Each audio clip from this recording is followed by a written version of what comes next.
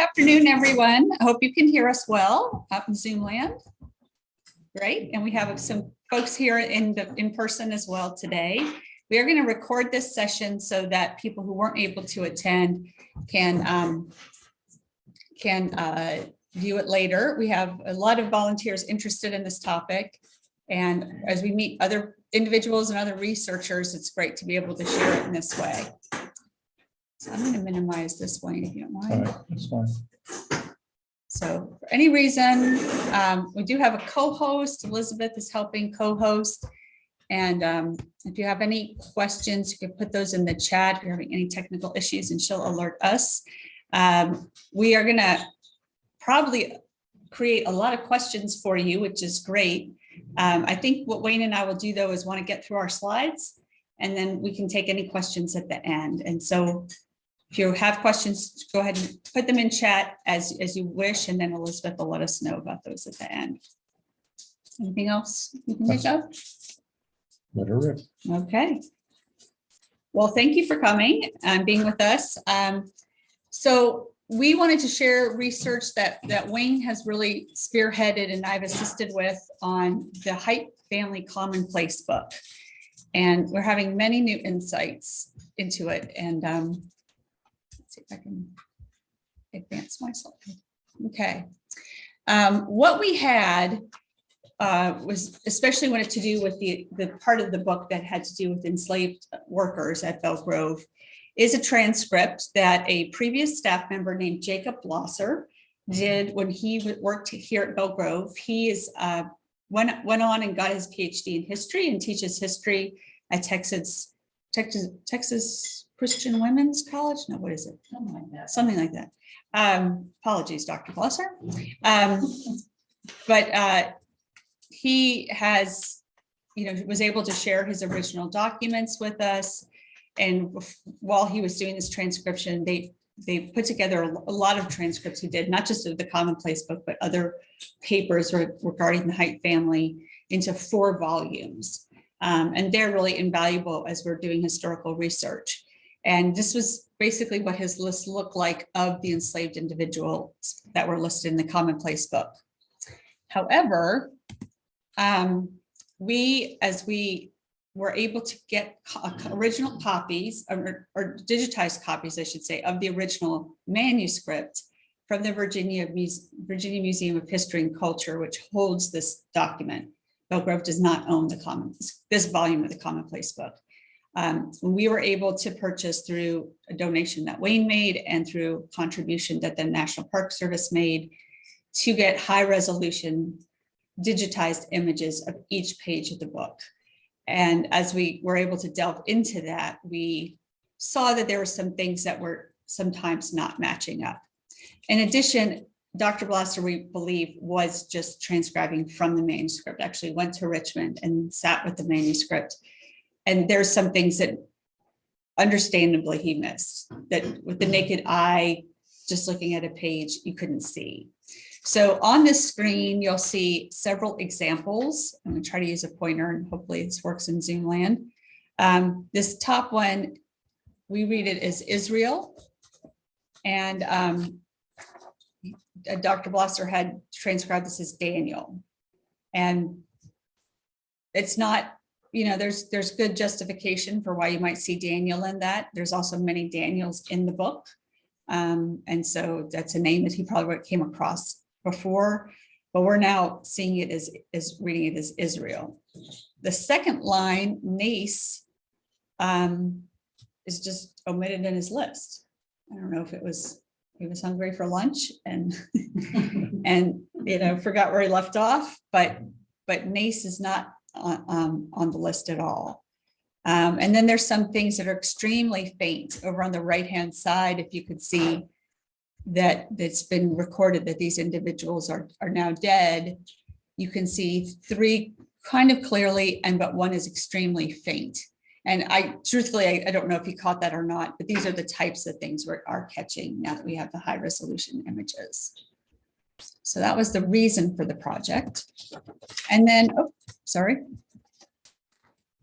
just to recap, what is this Commonplace book of Isaac Hite Jr.'s? we've actually really kind of quizzed the folks at the Virginia Museum of History and Culture who've actually seen it in person. Wayne and I have not seen this in person, this artifact in person. And it appears that it came into their collection in the 1970s and was conserved. And that means they encapsulated each page in such a way that I think the concern is trying to remove that covering of each page would possibly damage the original paper artifact. So we're leaving well enough alone. I don't think we believe the way it's been encapsulated or conserved is a hazard to the document. It's just not how that work is done today.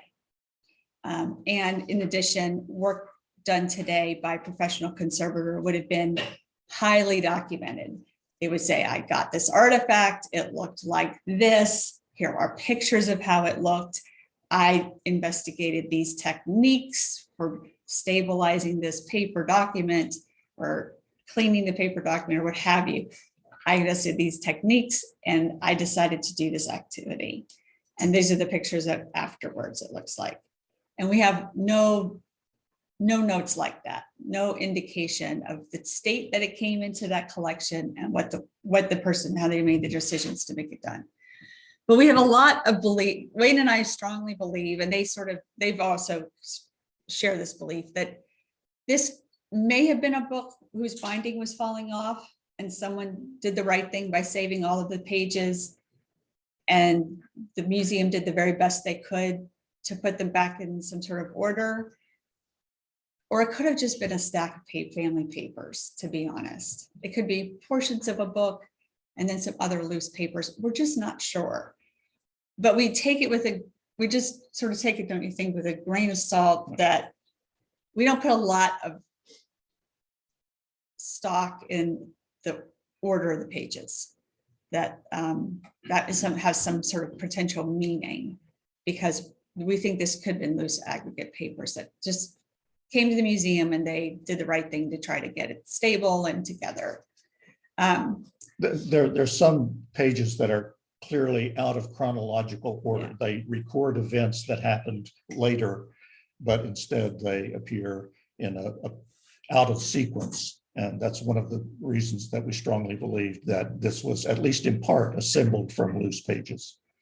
There is another Commonplace book that Belle Grove does own. We stored it at Hanley Archive, so it's safe. And it does have just a smattering of different types of family record, just, like agricultural records and other business notes, but it's not, it's not the end all be all comprehensive. You've heard a lot about it, Monticello, the Thomas Jefferson farm book, and it's something their researchers go back to time and again. We dreamed that Isaac Hite had something that comprehensive. We're very lucky, but we of course look at something like that and have a bit of envy. So within this book, we have transcripts of personal importance. So Isaac Hite Jr. served in the American Revolution.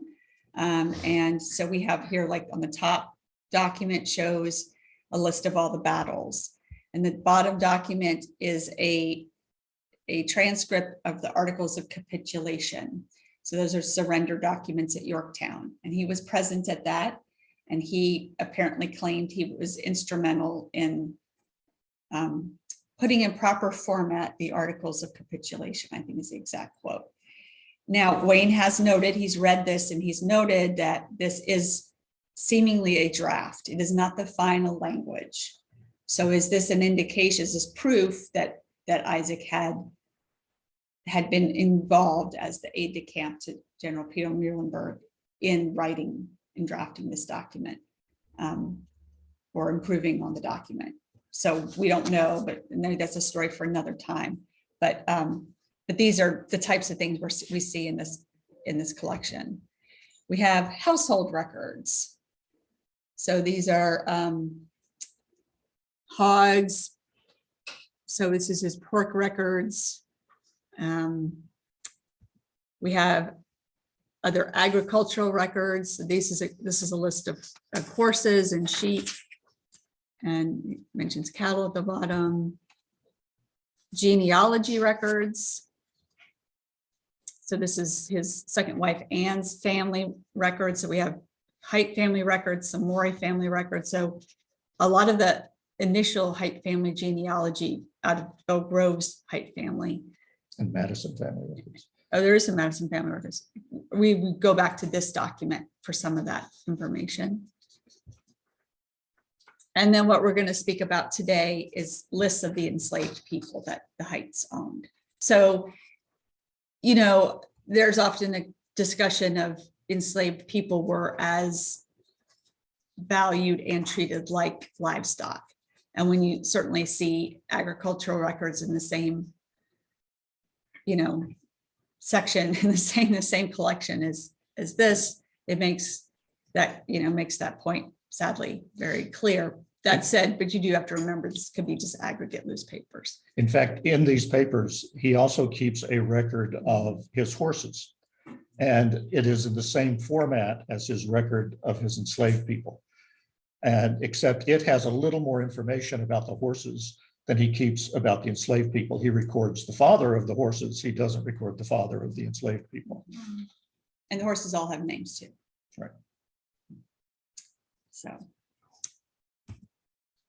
So this is not all fun and games. We have different pages, and Wayne and I have been through it page by page, and he did, as I said, he did the first pass, which was the toughest. There are pages that are soiled in some way. Looks like possibly someone used some cellophane tape at some point that they tried to remove. We're not sure, but there's several pages in the document that have this issue. So note to self, keep that Scotch tape away from any important papers. There are errors like strikeouts where, you know, he made a mistake, or there's for some reason someone put a line through that name, and now that name is virtually impossible for us to read, which is very frustrating because Wayne and I are obviously seeking perfection. And so we see a T and we see an N at the end, but in the middle we're really flummoxed. And then some things are incredibly faint. So this given to Nellie on the far right side. This is also an example of we had been in a big debate of Sibby versus Libby on this one. I think we've ended up on Sibby as that S matches Sarah. He makes his capital L's and his capital S's remarkably similarly. Yeah.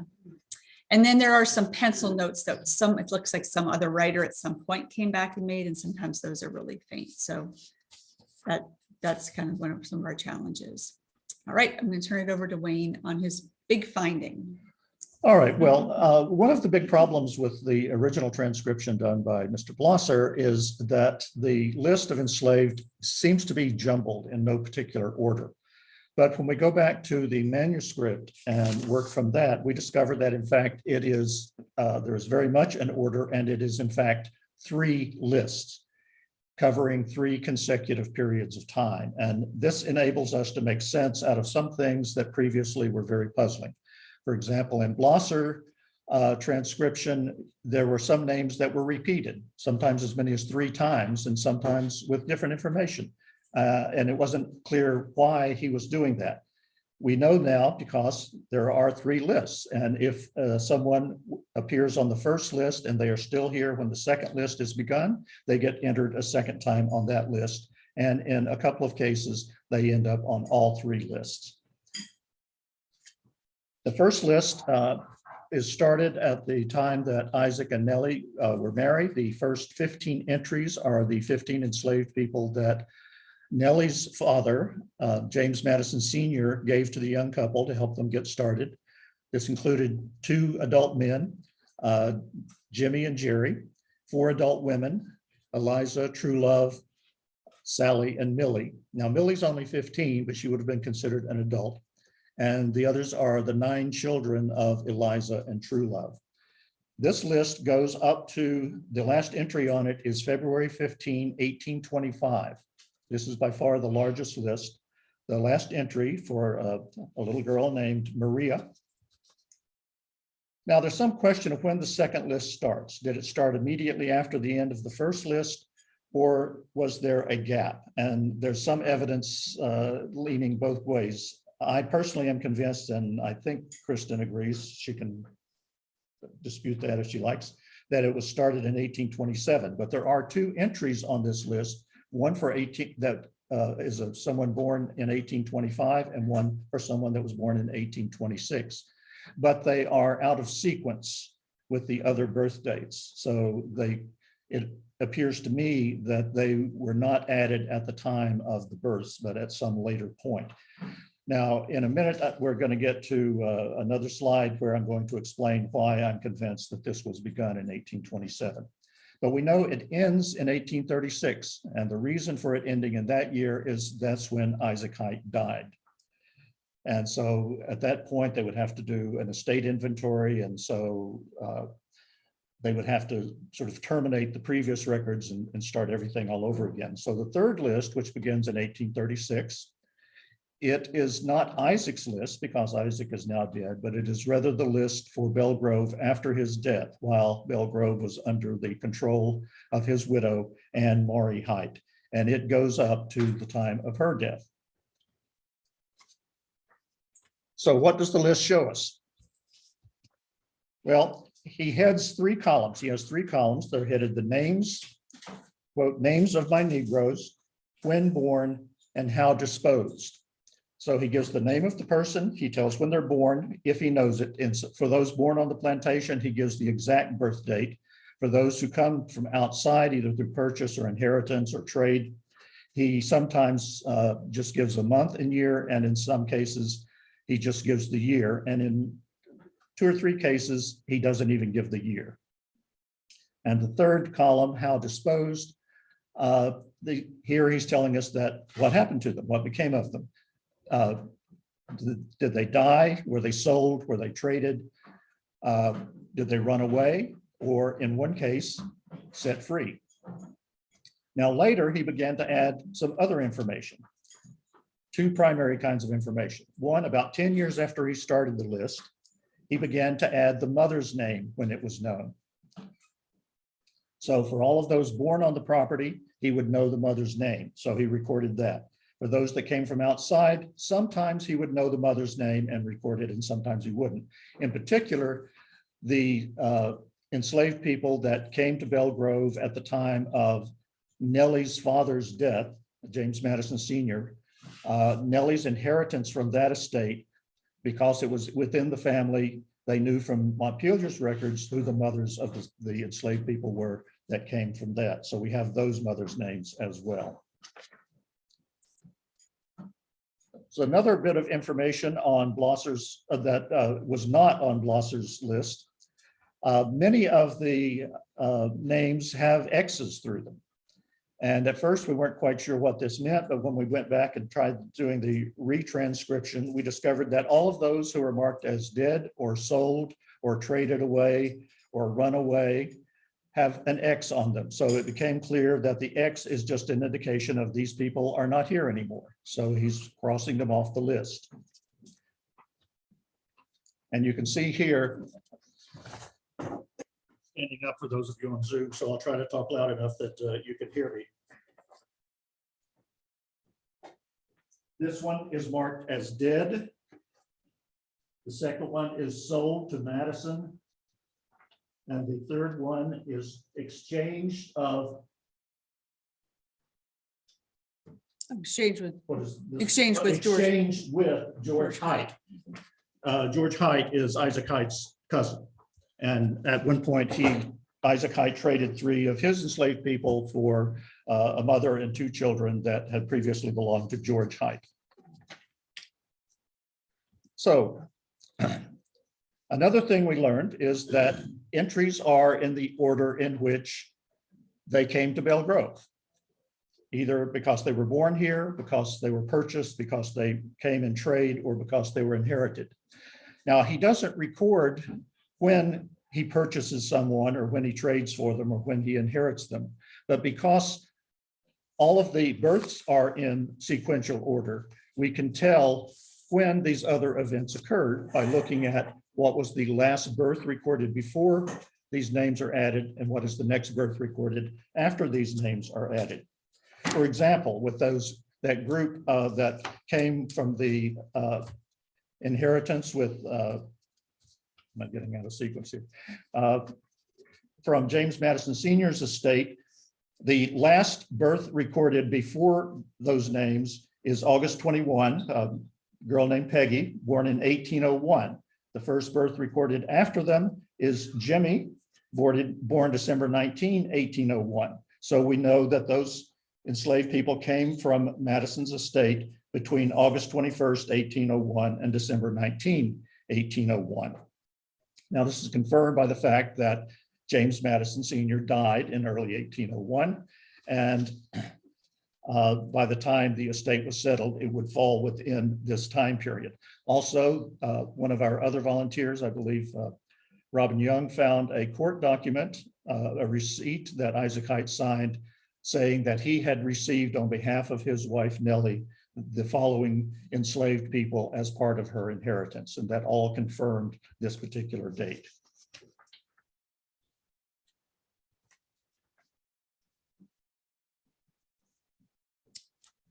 This was another example of being able to date When people came from outside, Mhm. by being able to see when the birth dates before and after them occurred. Here you can see that there are several purchases. Carter, the second name on the list, was purchased of John Hall. George Roach purchased of Mr. Carlson. Judah and her children, Sam and George, purchased of Abraham Bowman. And we can see that the previous birth date before these purchases occurred is for Emily, born June 15, 1816. The first one afterwards is Marcus, born August 1817. So we know this set of purchases occurred between June 15, 1816 and August 1817.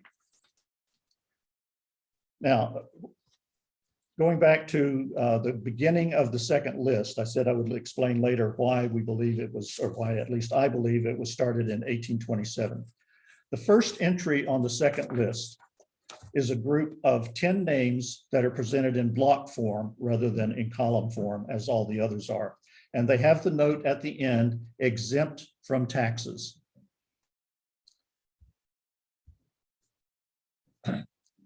There is another document in the family papers that is a receipt from the county court certifying that Isaac Hite has the following 10 enslaved people who, because of their age, are exempt from taxes. And it is the same list of 10 names in exactly the same order. That document is dated from the June session of 1827. So that strongly suggests to me that this list was started in 1827. Now, interpreting these lists and trying to make sense of some of the notations is made much easier. It's clarified, it's supplemented, it's enhanced by comparing other documents that give additional information. And I've just given you 2 or 3 examples of that. There are a number of kinds of documents that have been very useful. One is family letters. There are also certain receipts, tax records, estate inventories that I mentioned earlier, estate accounting, wills, census records, and in some cases, newspaper ads, either because Isaac is advertising to sell some of his enslaved people, or because he is advertising for the return of runaways. And one additional source of information is Isaac had a son, Isaac Fontaine Hite, and he has a list of his enslaved people, and on that list he indicates those that came from his father's estate and those that came from his mother's estate. So some examples, here's that list of the people who came from James Madison Sr.'s estate when he died, just to give you an example of how that looks. But now, another big, well, let me start that over. On the first list, we have a lot of people who have the notation died, a lot who were sold, a lot who were traded, 4 who ran away, 1 who was set free, Molly, an elderly woman. But there is about 115 names where there's no indication of what became of them. So the question is, what happened to them? Well, we know what happened to about half of them because they appear at the beginning or near the beginning of the second list. So that is telling us that those people were still here after the new list was started. But that still leaves about 55, 56 names. There's no explanation for what happened to them. But then we discovered another document. Kyle Rothamich, who was with the Park Service then, discovered this document.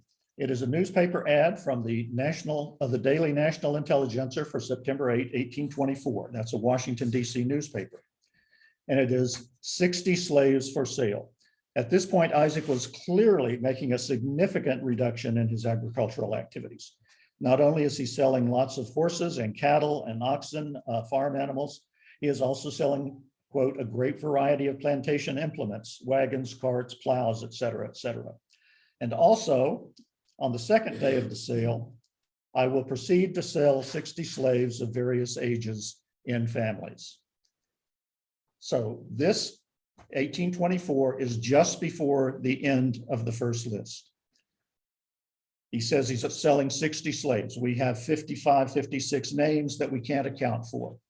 So it is apparently this sale that accounts for those persons who did not have an indication of what became of them.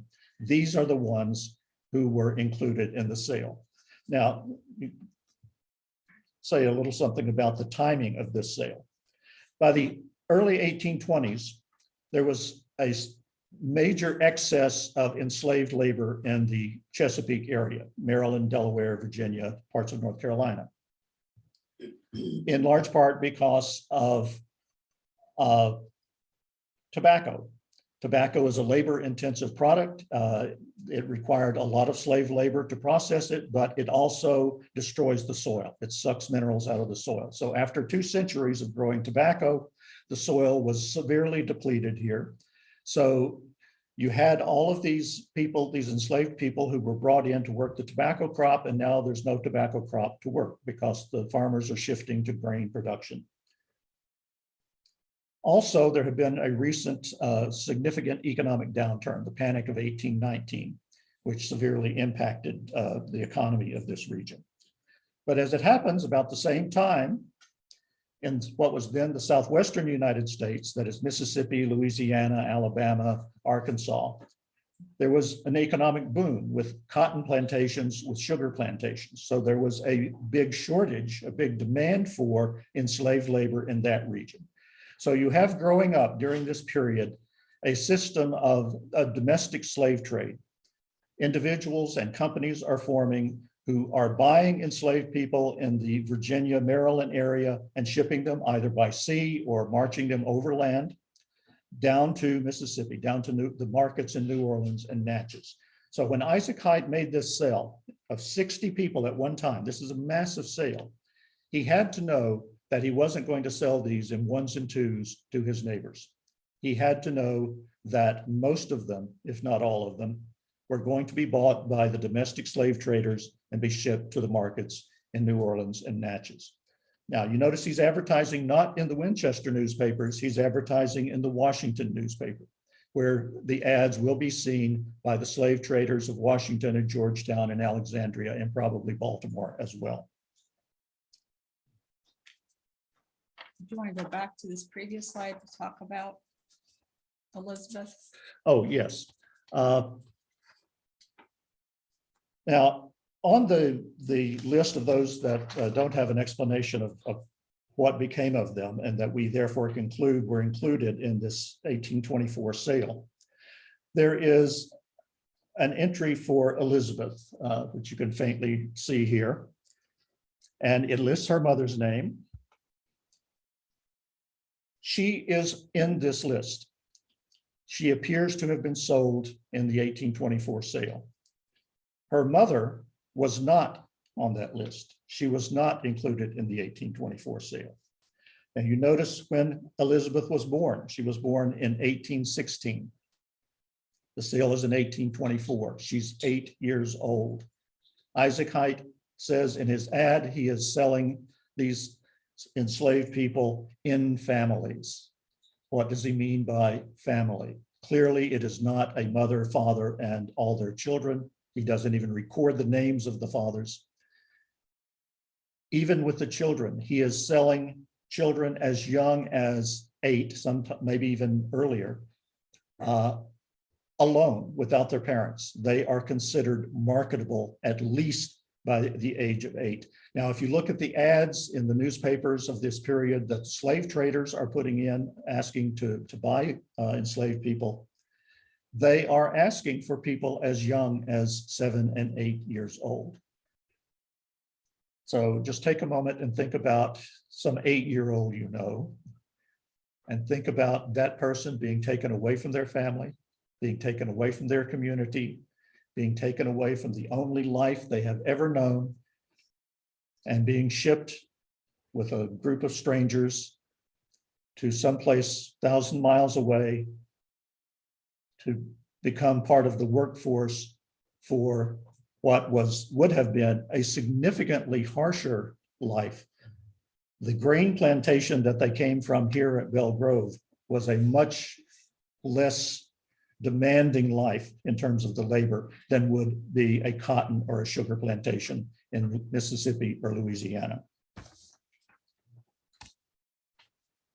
Okay, another example of using outside documents to supplement what we know.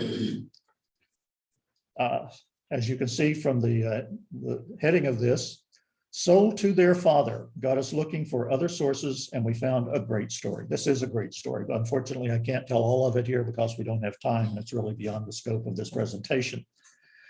But in the first list, there is a woman by the name of Hannah. And Hannah has several children. She has 6 children altogether.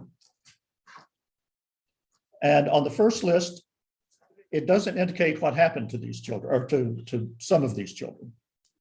For example, there's one of the children is named Frank, another one is named Betsy Ann. There's no indication of what happened to them.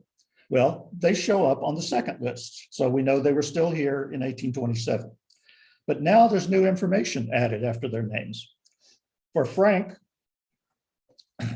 you can see in the second entry here, it says on the right, sold to his father. And in the last entry, Betsy Ann, sold to her father. Well, that's intriguing. But who's their father? When did this happen? Surely there's more information somewhere about this.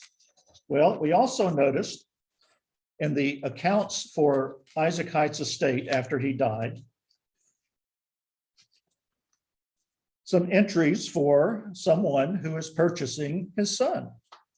You see at the top line, Manuel Jackson, in part purchase of his son, $450. Then later, Manuel Jackson paid $50 for his son. And then in the bottom entry, another $300 for his son. So a total of $800, a man named Manuel Jackson is purchasing his son. So is this Frank?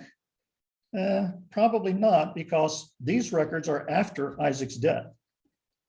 Frank being bought by his father is recorded before Isaac's death. So this seems to help clarify, but still a lot of unanswered questions. But then we got lucky. Someone who has no connection with Belle Grove found a document in some Pennsylvania records and brought it to our attention that significantly clarified the situation. This is a bill of sale that is recorded in Pennsylvania, and I'll read part of it. It is a bill of sale indicating that Isaac Hite's executors of his will sold a person to a man named Manuel Jackson. Okay, in part it says, For and in consideration of the sum of $800 to them in hand paid by Manuel Jackson, the receipt whereof is hereby acknowledged, have granted, bargained, and sold, and by these premises grant, bargain, and sell unto the said Manuel Jackson, a Negro boy named Manuel, age about 21 years. So here is Manuel Jackson, and he is paying $800, as we saw in the account records, for a Negro boy, Manuel Jackson. Well, first, he's 21 years old and he's still being called a boy.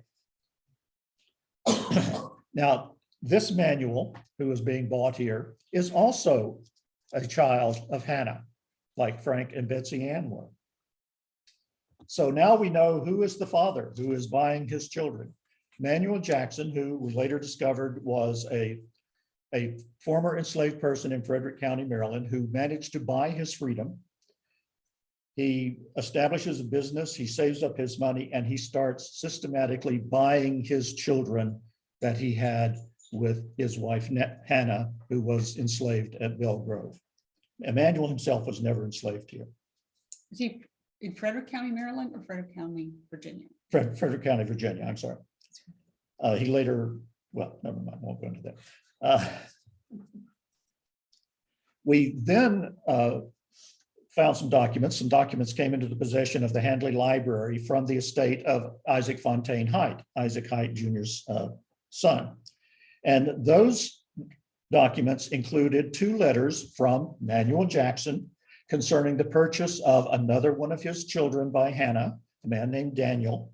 And the second letter concerns the purchase of Daniel's family, his wife and his 2 children. Now, the wife and 2 children were never enslaved at Belle Grove, but this remarkable man, this Manuel Jackson, he not only buys into freedom 4 of his own children, but 3 more members of his family. He provides freedom for 7 people who were enslaved. One more example of using outside documents to clarify entries. As I said before, there are 4 names that are marked as runaway in the Commonplace book lists, but that's all the information we have about them. But by looking in the newspaper ads for this period, we find in the Baltimore Telegraph and Daily Advertiser for January 11, 1802, an advertisement put in by Isaac Hite in which he is offering $100 reward for the return of 2 of his enslaved people. One of them is Henry, and as you can see at the top there, Henry is one of the 4 who was marked as runaway. The others are Daniel, Primus, and Jacob.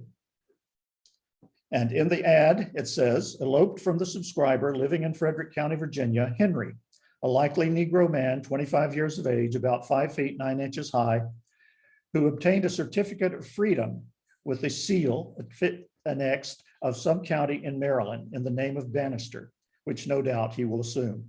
He took with him a variety of good clothes and was seen on Friday last in Martinsburg, well-dressed in a dark blue suit.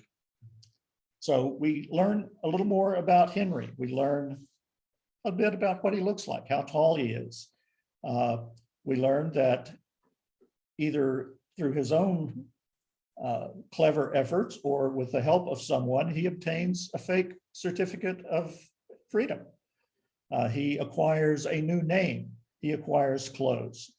Also, the ad talks about one of the other enslaved, also eloped at Easter 2 years ago, Daniel, 30 years of age and about the height of Henry, with a remarkable white spot on one of his cheeks.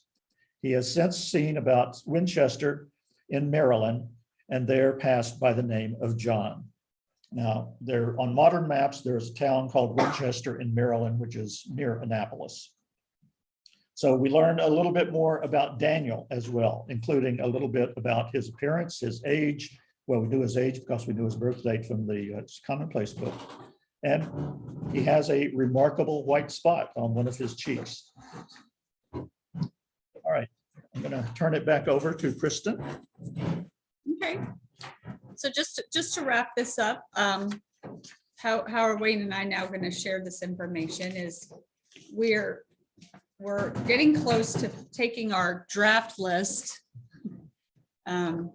which is still has some markings on it. And just trying to make some final decisions. And we may have to mark some entries just illegible. And to really put out a fifth volume rather, of the Hite family papers, to remove the Blosser transcription of the enslaved list from the first volume and to create a fifth volume to this set. So it would include the lists, the explanation of the fact that there are 3 lists. Dr. Blosser also was able to construct family trees, given the information that he transcribed. And for the most part, they're in good shape, but we found some inconsistencies. So we have worked our way through those and marked those up. So those are getting redrawn, and those would also appear in this volume. Both documents would become, both current documents are freely available on our website, but we will update that with the new record. So it's important. You can buy it in hard copy if you'd want to have that, but it's important to us to freely share this information. So it would be online for anyone to print at their own leisure. This information is feeding into a project that Robin Young and I are working on, which are monthly newsletters that highlight an individual and everything we can know about them. So the issue we're working on right now is about Daniel, who was a self-emancipating enslaved man. And we have just gotten those up with the help of Jess Pritchett Ritter, who's a digital humanities specialist. She's put on virtual.bellegrove.org, which is our place where we've been sharing our virtual exhibits, a page where you can access those newsletters very easily by the name of the person. Wayne has already churned out several additional research papers in some of the things that we've learned. And we're working towards a goal of a future publication that would incorporate all that we have learned through all of our research about the enslaved population at Belle Grove. So happy to answer questions. I did add that graph at the end. Would you like to show that? We can share it. Yeah, we can show this. So for example, the new transcript has allowed, first of all, one major question we have still yet to finalize is how many enslaved individuals were here at Belle Grove. So we know census records tell us numbers. So 1810, there were 103 recorded, 1820, 101. That's not by names, that's just by age and by gender. And so it's useful to us, but it's not answering the question, how many total were here and enslaved by the Hite family. Previous numbers we've come up with were 276, and we think it's going to be close to that. You're thinking maybe more? I think it's going to be a few more, yes. Maybe somewhere around 280 to 285. Yeah. So then it's also, because these extra notes about if someone was purchased or somebody came through inheritance, because we get that extra data, Wayne started to track some of that data. So this graph shows you the number of enslaved people that Isaac Hite owned in these various time periods. No, it shows the number of people, of new additions to the enslaved population during each of these time periods. So it includes births on the plantation, it includes people who were purchased, and it includes people who came to Belle Grove through some other means. For example, being inherited or being traded for. So you can see that the graph starts with a quantity of individuals that he owns, and then it goes from there. The reason the first entry is so high is because it incorporates the 15 enslaved people that Nellie's father, James Madison Sr., gave the couple when they were first married. And then there's a period there when the number of new people coming in is fairly low. Remember, this isn't the total number on the plantation, it's new people coming to the plantation. But then there's this big jump, and it is because by now His original group are old enough that they're starting to have children of their own. And also he's starting to buy people from outside the plantation. And also in these really high peaks here, it includes those people that Isaac is inheriting from his father's estate in the 1790s, and also those that Nellie is inheriting from her father's estate in 1801. And then you see the big dip, so that down, because remember in 1824, you have the big sale, the 60 slaves sale. So a lot of people have left, which means a lot of childbearing women are no longer at Belle Grove. So the birth rate's going to go down. Clearly, he is cutting back on his activities. So he's not going to be buying any new people except in very, very unusual circumstances. So you have this big drop off. Then there's a slight increase in the 1830s and 40s. Remember, this is after Isaac has died. He died in 36. This is when Anne is running the plantation. And these are almost all births on the property. And you're going to go to the next one. You can see here, those three categories are broken out. The blue line is, it's not blue. The red line, the one that is the second peak, is births. The first peak, this line, is purchases, and you see it peaks here and then drops off dramatically. And then these others, this other line is people who came here through some other means, including the big groups that were inherited from Isaac's father and Nellie's father.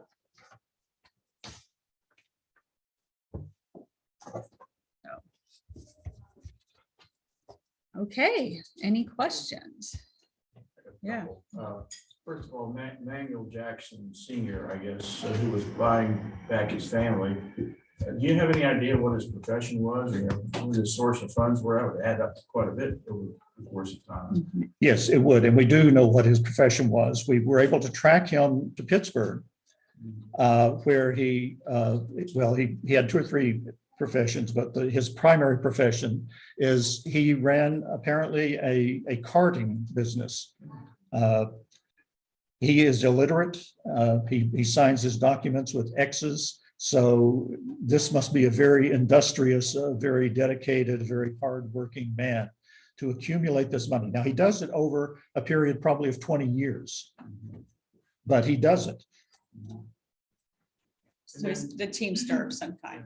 Yeah. But we don't know where he lived in this area, We don't know for certain where he lived in this area. There are some documents that appear to be him, but we can't be 100% certain that it does refer to him. But there's one document that shows that he at one point was living in Frederick County, and that's when he managed to purchase his own freedom, assuming it is this Manuel Jackson. Then there's a record of taxation on free blacks in Frederick County that shows a man by this name who is being taxed on several horses. He owns a number of horses, which is consistent with his profession in Pittsburgh. And in one instance, he's taxed on an enslaved person, which I suspect is one of his children, either Frank or Betsy Ann. Then we find a census record in Jefferson County, Virginia, then now West Virginia, where there's a man by this name. Now, the other members of the household in the 1830 census are not listed by name. They're listed by gender and age group. But we know from later documents from Pittsburgh that he remarried. And by his second wife, he had 3 children. Now, the 1830 census record for Jefferson County, the other members of the household listed there would be consistent with him having a second wife, with his having those 3 children, and with having Frank and Betsy Ann as members of his household at that point. Now, he's not in Virginia records after 1830. This could be, we don't know for certain, but it could be because remember 1831 is the Nat Turner Rebellion. Virginia has a law that emancipated slaves have to leave the state within 1 year or be re-enslaved. Now, it wasn't enforced very strictly, But after the Nat Turner Rebellion, people are going to panic. They're going to want to get rid of all of these free blacks. And that's probably, we don't know for certain, but that's probably a factor in his moving out of Virginia and into Pennsylvania. You've not seen anything that might trace him to the emancipation of slaves by Robert Carter or I'm not aware of any indication that he is associated with the big Robert Carter. Robert Carter was a massive enslaver. He had huge numbers, and he just decided he was going to liberate them, and he did. And a number of those were in Clark County. Yeah. In Warren Front Royal area, there's a community. Yeah. Now, did you have a second question? Yeah, I was just curious about the runaway slaves, if he ever got them back, and if so, was there a penalty for them? What was the punishment or penalty, if any, for these runaway slaves? There's no indication that he ever recovered any of his runaways. Now, let me make a semi-exception to that. We believe that there was a woman named Suki who was owned by Isaac's father. And Isaac's father placed a newspaper ad for a reward for the return of Suki and an Irishman that she ran away with. He says that the Irishman stole Suki, which legally he did. And he's offering a reward for the return of Suki and for the return of the Irishman so that he can be punished for this crime.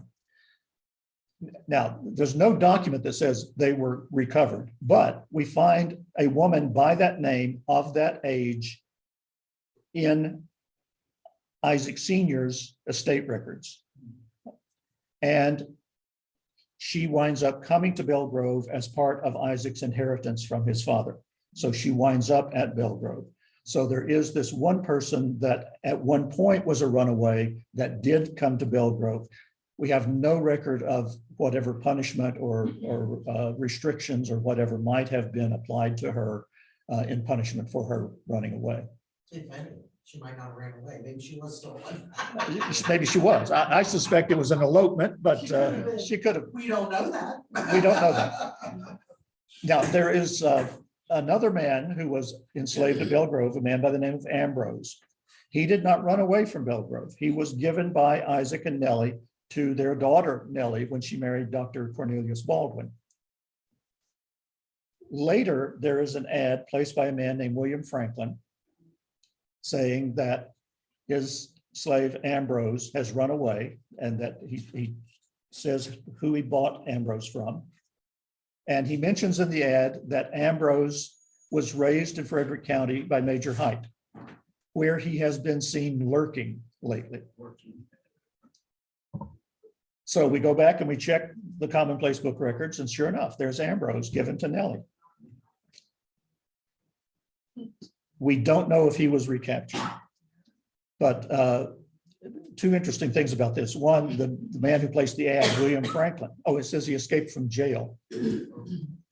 That doesn't mean he committed a crime. It was very common for slave traders to go around the country buying up enslaved people, holding them in jails, local jails. They pay a fee to the local jail to hold them until they're ready to collect them and take them wherever they're going to take them.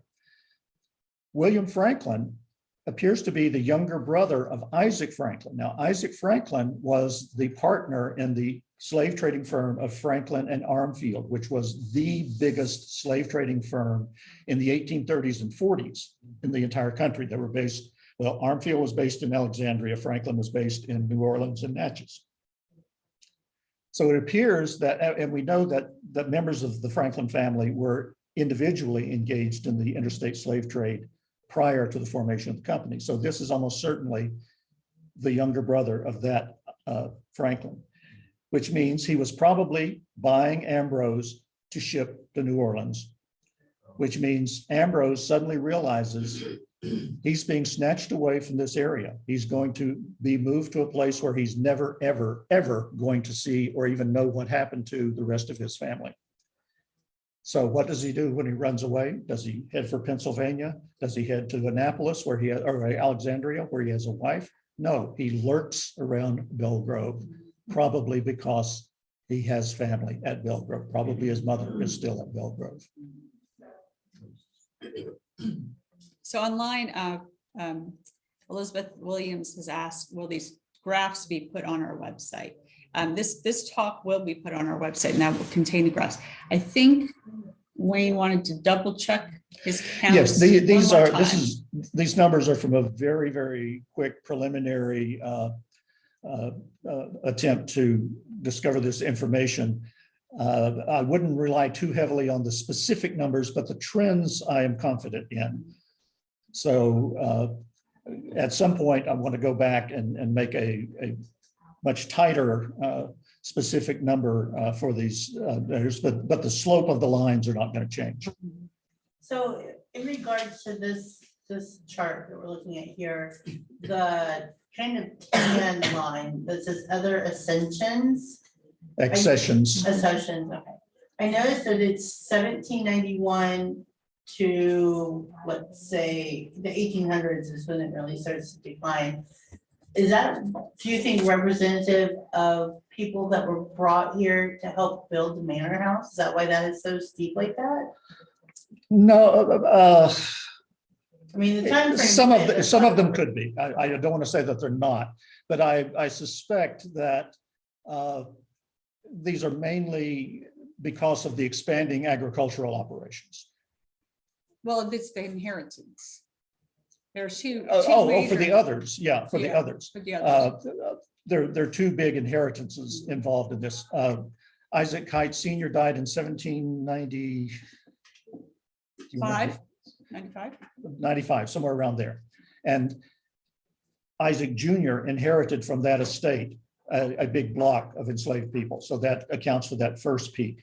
The second peak, 12 of those, I believe it is, were Nellie's inheritance from her father when he died, James Madison Sr. So those two peaks from the other category are driven by those two inheritance occasions. So other examples of other are trades. Where's others? Purchases is a separate category. Yeah, the main other category is either trades or those that he does not indicate where they came from. They're clearly not born on the property, but he doesn't write after them bought of homes or something like that. We just don't know, especially in the early years. He's not as careful about recording all of the information that we would wish he had recorded. Any other questions?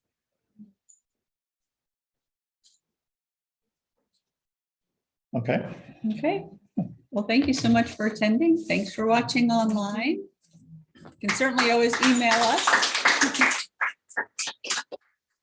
Certainly always, if you're watching online to the recording and you have further questions, you can certainly email them to info@bellegrove, BELLEGROVE.org. And we'll do our very best to answer them. So thank you so much. Thank you. That was good.